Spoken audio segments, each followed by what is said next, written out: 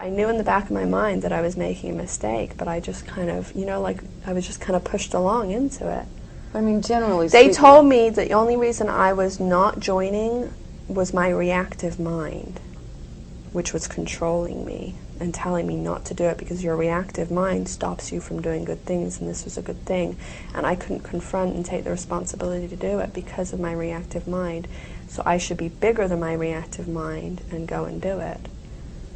So then I was like, oh yeah, I don't want my reactive mind to control me, so I better do it. They use virtually any tactic, from yelling to, they'll show you like newspaper clippings of horrible things that have happened in the news and say like, we try to stop this, and ever since we've been working on this area, the crime has gone down and we've helped all these families. And you think, oh God, I'd be such a horrible person if I didn't go in here and help them out in this, and I would just be irresponsible and not doing my duty towards all of mankind. That's exactly that sort of thing. And they also show you this policy that L. Ron Hubbard wrote saying, and it was written in 1970, and it said in 30 years the planet won't support human life. And then they told us the only reason it still is supporting human life, because this was in, 93, so we had 7 years to go, but the only reason it's made any improvement is because of Scientology, and if we don't keep going, the planet isn't even going to be able to support life. So you have half of me going like, I can't let my reactive mind control me, and half of me going, I have to help mankind. And then part of me was going, oh wow, I'm going to get paid money, and I don't have to wear a uniform, and it's going to be so fun, and these guys I'm going to work with them. They said I get to work with them. So the next day I started what's called the Estates Project Force, which is boot camp. And my schedule was something like get up at 6:30, breakfast at 7, 7:30 we had like a muster, like a staff meeting thing, and we had to, drill and do military marching and stuff. And then I had to run around and empty trash cans till 8 o'clock, and then I had to study Scientology material for 5 hours straight, just like what your attitude should be like, about ethics, about things like that. Then the rest of the day was work. We'd have half an hour for dinner. The rest of the day was work, and I had to clean pots and pans, mop floors, clean out a broken, clogged toilet. What about school? No school. What do you mean? No school. You're 14 years old. Yeah, but you don't. They sent me to school afterwards. Not very much anyway, but I'll get into that. But no school while you're on the Estates Project Force. Just the 5 hours of Scientology study. Some people were on for months. I was on for 2 weeks because I was able to study the courses quickly.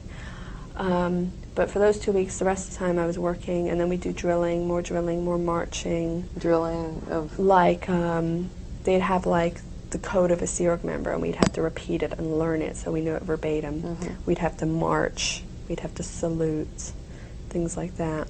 So that went on for 2 weeks. I finished. I went to start working at Bridge Publications. The day I started working there, they told me, you're being temporarily transferred.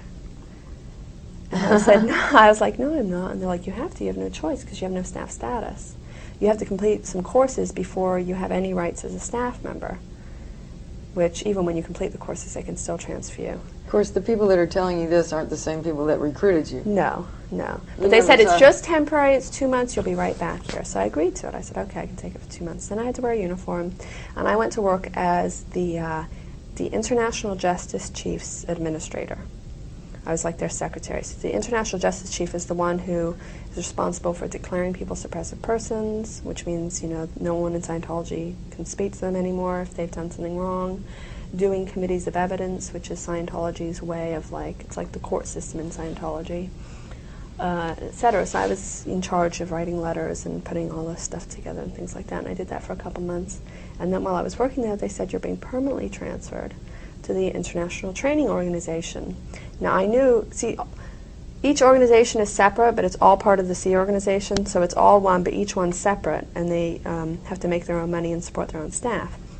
So I knew this organization particularly, they weren't making any money. The staff were eating refried beans and rice every day.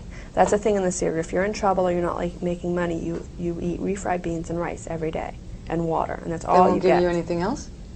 It's called the rice and beans thing. They So call it rice and beans. they were on that meal every day, and the staff were getting paid $15 a week, I think it was. They were on like half pay or quarter pay. This is at the International Training Org? Yeah. So I said, there's no way I'm going to work that I've done nothing wrong, and all of a sudden I'm going to be paid nothing and have to eat beans and rice. So they said, you have no staff status, you have no choice. My mom, it's funny actually, because I thought I was going to be able to work with my mom or close to her. And where was she working? Well, she was working in that building that I got transferred to, but as soon as I joined, she got sent away on what they call a mission to go and handle an organization in Mexico. So she was down there the whole time. So I tried to call her to get her to help me, but I could never get through to her. And she wouldn't have been able to help me anyway, because it's, you know, out of her jurisdiction. So I was refusing and refusing, and they said, you have no choice. And I was going to get into big trouble, so I had to agree and go along with it. And what would big trouble have meant? It would have meant lower conditions. What does that mean? Yeah, you get like penalized. You have to do amends, do work on your own time to make up for what you've done. You have to get everyone's permission to come back into the group. You have to, you know, do like soul searching and find out like what you've done wrong and what kind of person you really should be. And it's horrible. It's like you get this like label put on you. Like, you're a bad person until you handle this. And people know. And you can get other penalties. You can't get any time off. Your meal breaks get shortened. You can have some of your pay taken away, things like that. All your privileges, what little you have, are gone. So, so no one likes that. Yeah. So, I can imagine. So I agreed, and I had no choice, and I became the receptionist. And I was the receptionist for about 6 months. And during this time, I started having a relationship with a man there named Jason Merrill, and he was 7 years older than me. But you're not allowed to do anything. They have a policy. You're not allowed to do anything other than kiss before you get married. If you do anything else, you're in really, really big trouble, like